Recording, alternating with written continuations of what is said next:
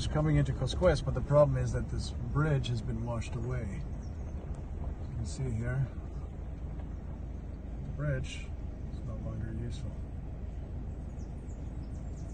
So we're gonna have to come down and cross the river, through the river. So we're gonna run through this. I hope it's not too deep today. Let's see what we do. Okay, we're gonna cross the river here. We got a friend of ours that gets stuck apparently.